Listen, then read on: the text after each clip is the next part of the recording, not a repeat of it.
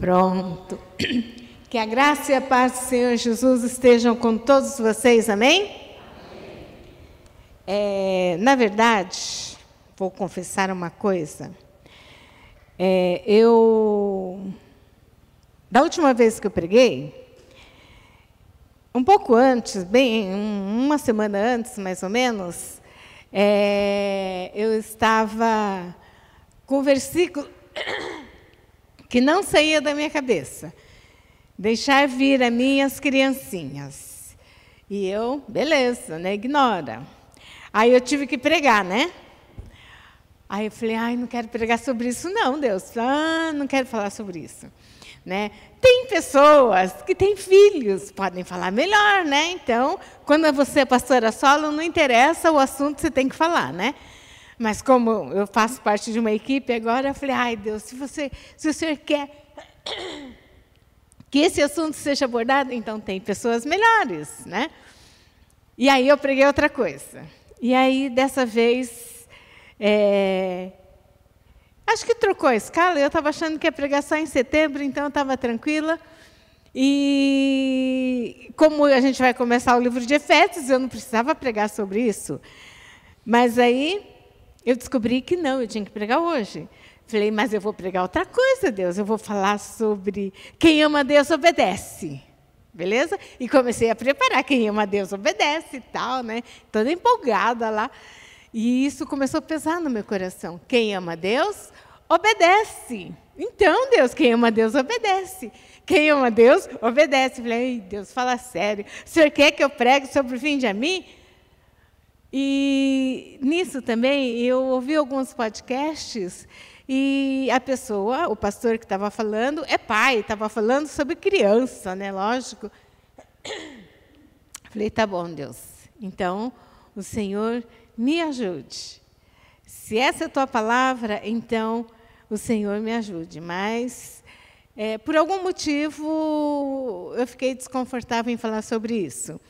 E é interessante que o Ada falou 2 vezes sobre esta é uma igreja que tem todas as gerações. Especialmente hoje, estavam os pequeninos aqui, né? Eles não estavam fora, lá no BK, lá no culto, no Ministério Infantil. Eles estavam aqui. E exatamente sobre isso que eu vou falar. Vamos ler em Mateus 19.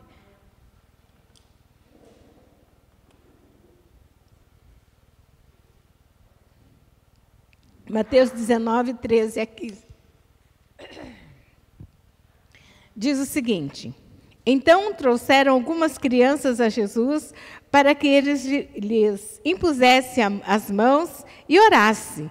Mas os discípulos os repreendiam. Jesus, porém, disse: deixem os pequeninos e não os impeçam de vir a mim, porque dos tais é o reino dos céus. E, tendo imposto as mãos, retirou-se dali. Jesus, na verdade, ele estava numa multidão, porque pelo menos como fariseus. Porque os fariseus estavam perguntando para Jesus, né, sobre divórcio, se é legal, se não é legal. Estava nessa polêmica. E nisso tudo, né, trouxeram. Eu desconfio que as mães, né, não fala que é mãe, não, eu que estou falando. Levaram as crianças e assim, Jesus, abençoa os nossos filhos, ore por ele. Por quê, né, que fizeram isso? Hoje ainda, né, mas no Velho Testamento a gente vê a importância da bênção sobre as próximas gerações, né? Outra coisa que o Ada falou, as crianças, né, as futuras gerações, vão estar aqui porque nós estamos aqui. Ótimo, isso mesmo. A bênção é transmitida de pai para filho. Pode ser transmitida de pai para filho. Nem sempre isso acontece. Por quê?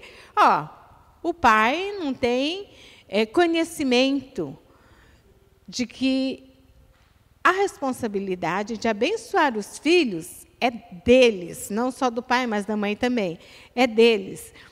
E quando Jesus fala assim, não impeça, não seja pedra de tropeço, não dê mau testemunho, não seja mau exemplo.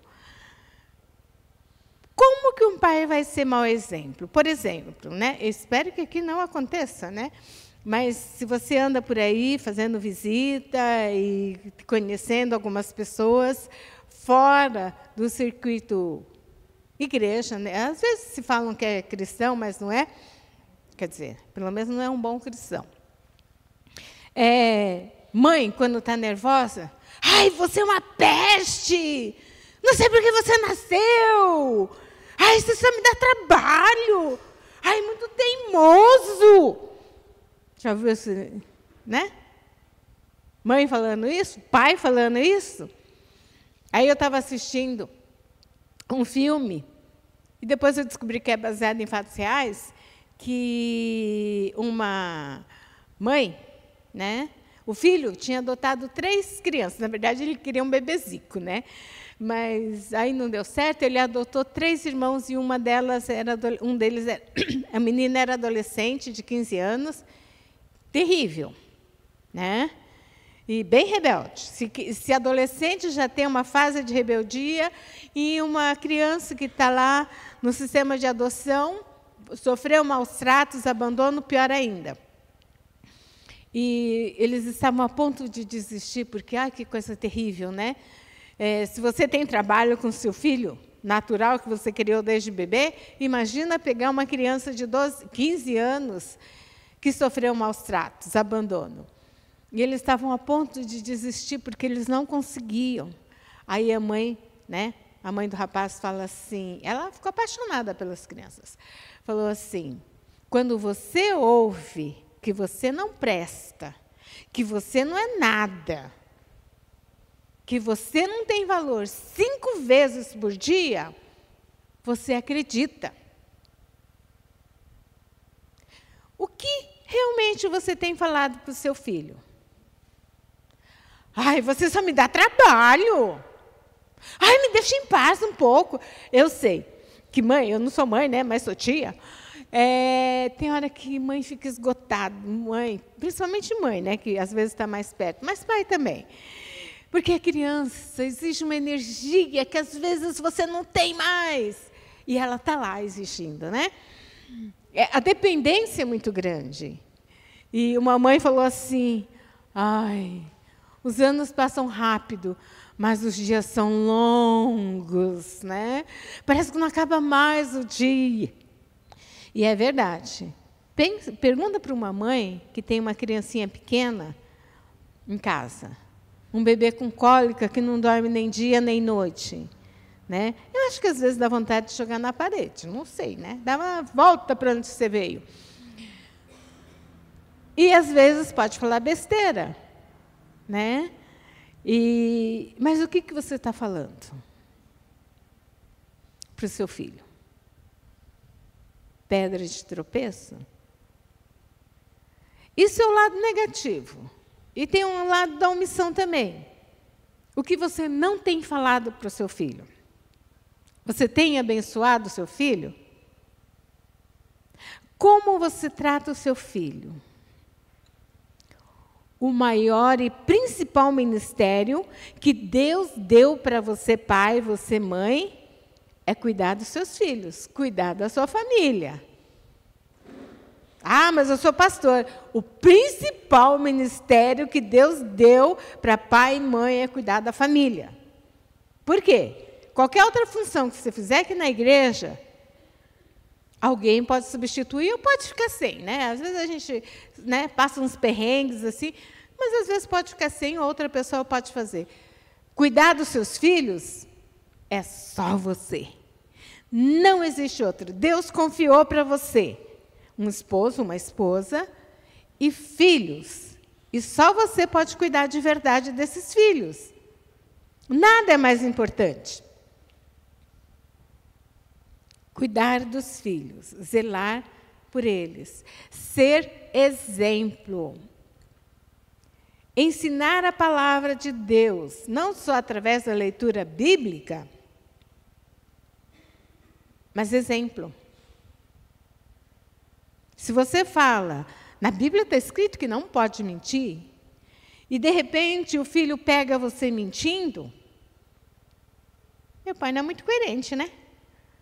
Ou, devemos amar um ao outro, e você trata mal o seu esposo, sua esposa, a Bíblia não é coerente. E ele acaba não amando a Deus. Agora, quando Deus é extremamente importante na sua vida, claro que você vai errar, claro que você vai pecar, afinal de contas, você é gente. Mas quando você reconhece isso, perdão, filho, eu pequei contra você. Eu estava nervoso, descontei minha raiva em você. Filho, eu prometi isso, não pude cumprir, perdão. Você é coerente, errar, você vai errar, normal.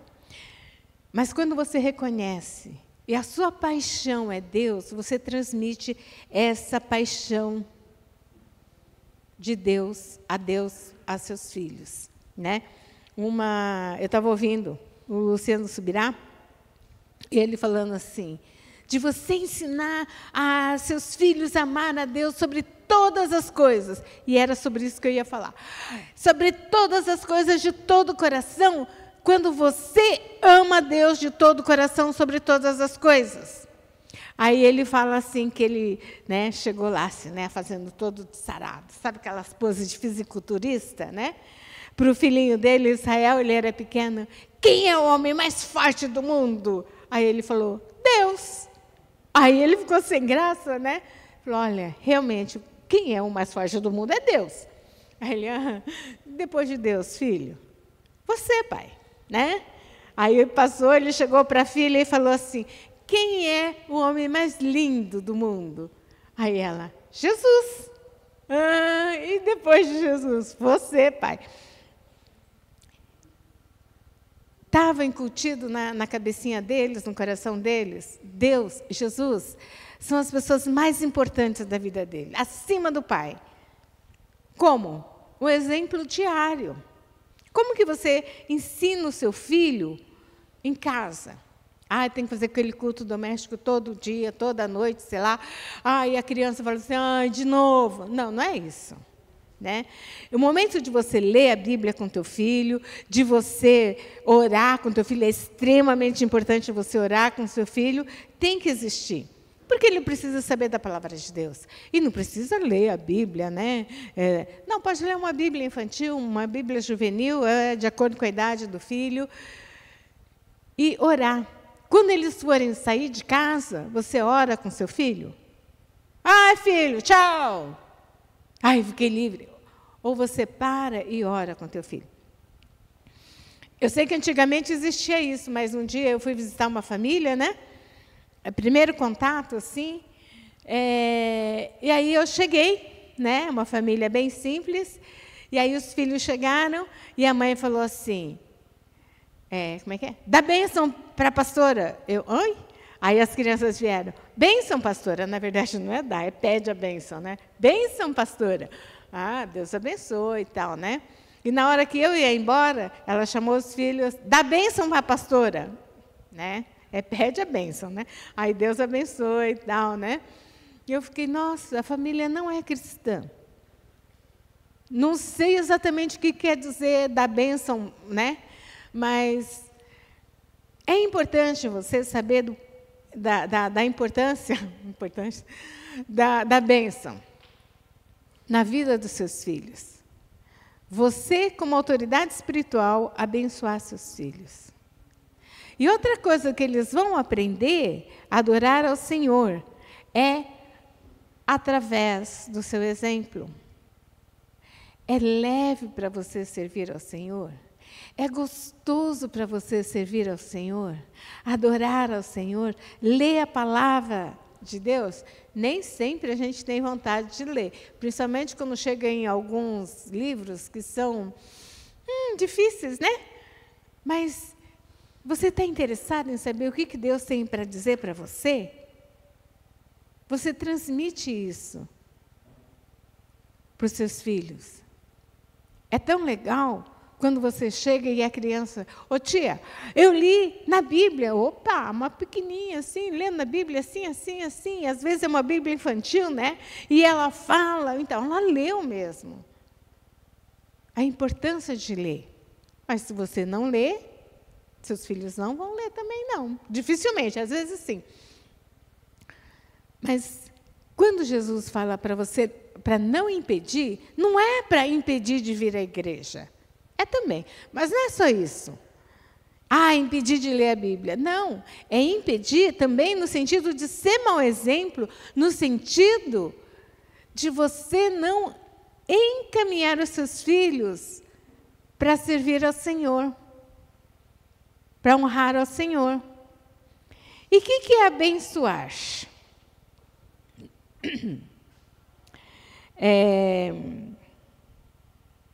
Cadê onde eu anotei? A palavra hebraica mais frequente traduzida como abençoar é barak, que pode significar elogiar, parabenizar ou saudar. Abençoar é apoiar, elogiar, ter bons olhos, principalmente na hora das dificuldades. Amaldiçoar é fofocar, julgar, comparar, criticar e mesmo que há pretexto de estar sendo verdadeiro. Agora, quando abençoamos, não estamos apenas falando daquilo que estamos vendo, mas, sobretudo, do que queremos ver. Abençoamos o nosso filho que tem dificuldades na escola para que ele encontre forças para superá-las. Por isso que a bênção tem um poder criador muito maior do que a maldição. A maldição fala do que está vendo, enquanto a bênção diz o que quer ver. No Velho Testamento, na Bíblia, né? Mas no Velho Testamento, a primeira vez que Deus abençoa é em Gênesis 1:22, quando ele olha e fala para a criação multiplicar. Isso é bênção. Depois ele fala, bênção especificamente para um homem, Abraão. Quando ele chama Abraão, ele promete que vai abençoar Abraão e abençoar o que abençoar as pessoas que abençoarem Abraão. Abençoarei os que abençoarem. Deus gosta de abençoar. Sempre a gente quer ser abençoado, às vezes não, a gente passa batida. Não, eu consigo, eu dou um jeito, né? E pensa que seu filho também é assim. O que você quer para o seu filho? Meu filho já é adulto. Você continua sendo pai, não é? O que você quer para o seu adulto? Para o seu filho. Abençoa. Mas ele só me dá trabalho. Eu ouvi uma vez um especialista em criação, e ele não é cristão, né? Mas ele estava falando de uma sala para professores. Ele falou assim, não se preocupa muito com aquelas crianças que são inquietas, que não param no lugar, que só apronta. Você tenta corrigir, tenta educar, mas não se preocupa muito. Agora, se preocupe muito com as crianças que são bem quietinhas, bem meiguinhas. Esse você tem que se preocupar muito. Por quê? Não dá trabalho agora e nem no futuro. Vai ser o quê? Pau mandado. Agora, aqueles espoletinhas enérgicos, né? Dá trabalho agora para você colocar nos trilhos sem tolir, colocar nos trilhos sem podar, difícil, mas vai ser de grande expressão no futuro. Vai ser líder. Ele vai comandar.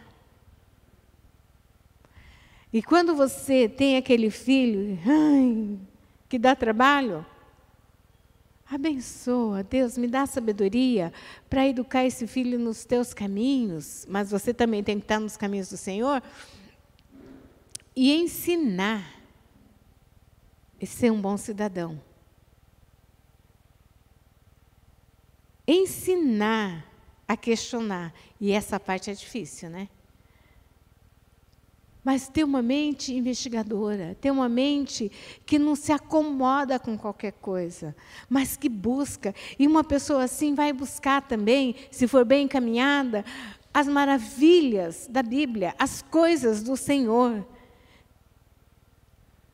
A bênção do Senhor é importante para todo mundo. E você começa a desenvolver na criancinha, no bebezinho que ainda está no ventre.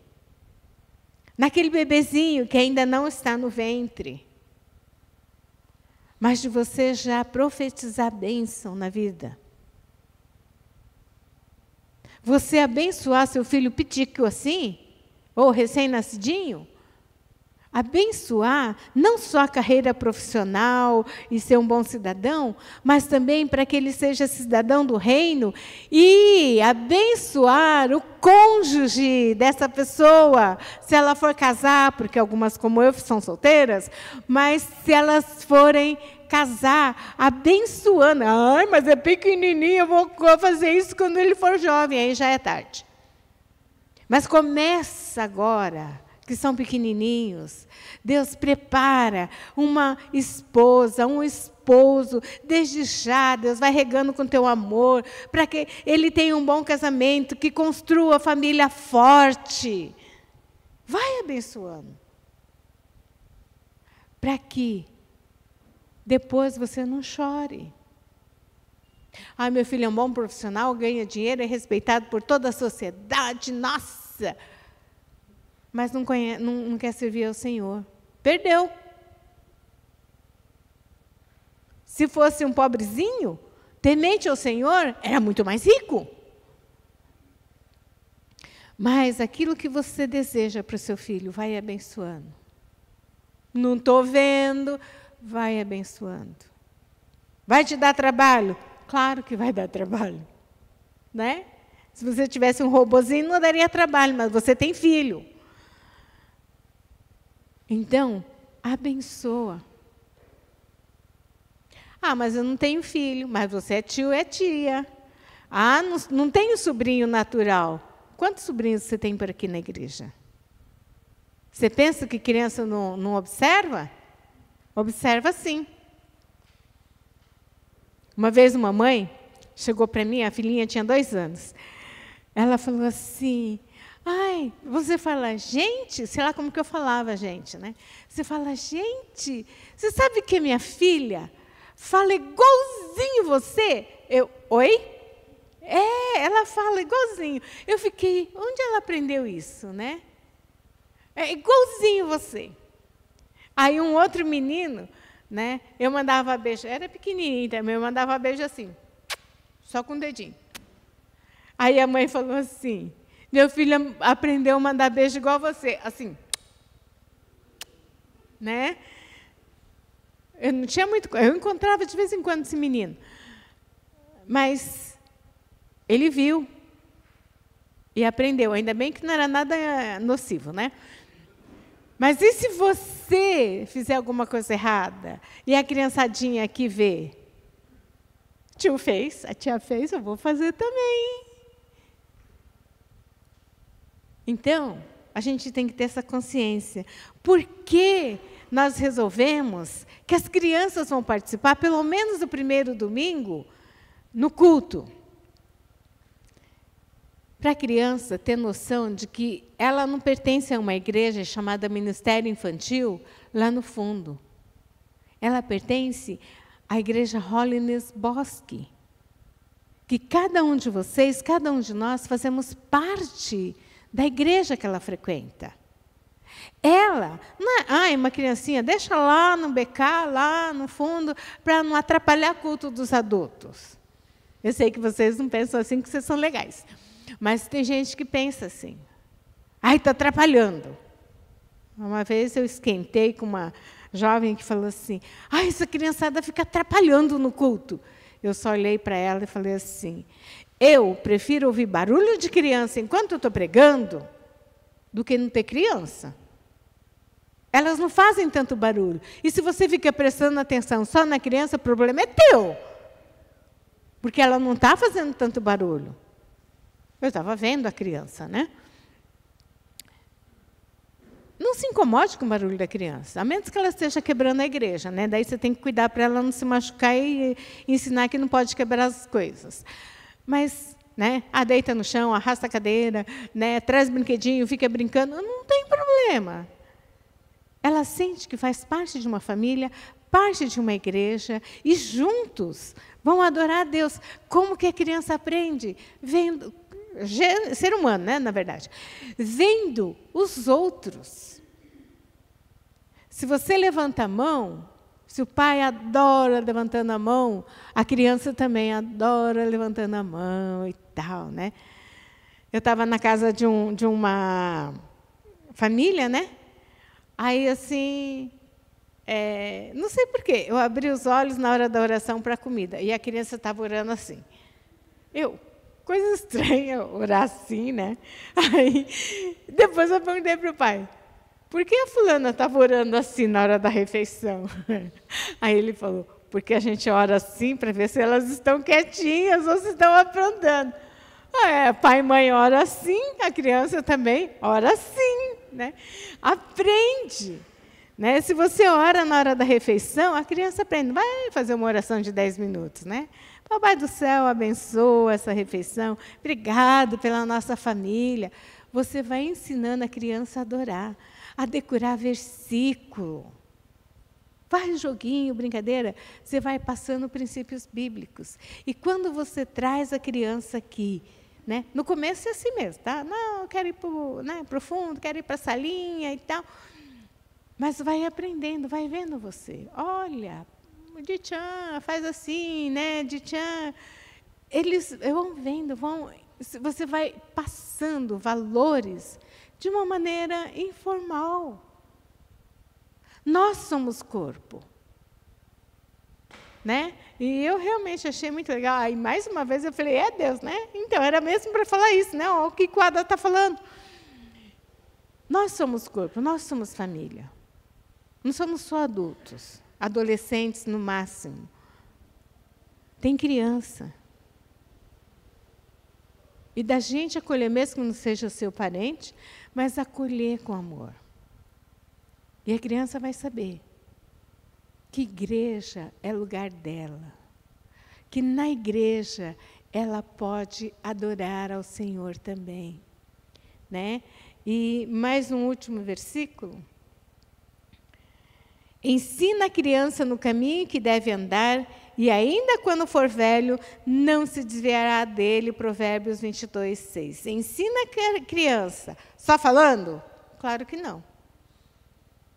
O que fica aqui nem sempre muda a vida.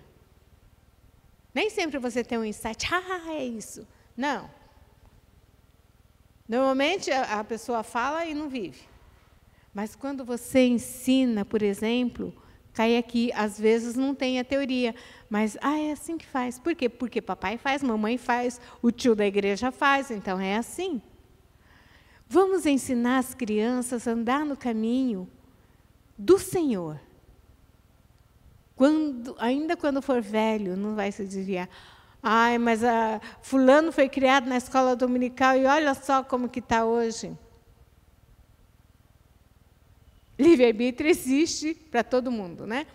Mas, muitas vezes, a palavra do Senhor vai afetar essas vidas. Muitos voltam.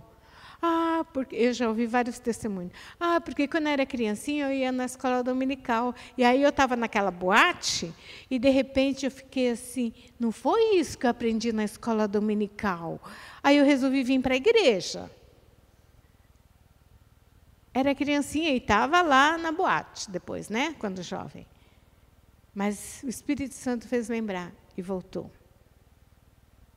Ela decidiu obedecer, voltou. Aquilo não era lugar para ela. Aprendeu quando era criança. Ensine o teu filho, não só decorado, mas de vivência. E na igreja, quando a gente inclui todo mundo, é criança também. Necessita dessa... de perceber isso, dessa inclusão, necessita desse amor, desse acolhimento. A gente pensa muito em adulto. Você quer ter uma igreja forte? Comece a investir em criança também. Nos bebês também. Não é só neles, não. É em todo mundo, mas também. Como disse o Ada, geração futura. O que nós vamos passar para eles? Vamos abençoar.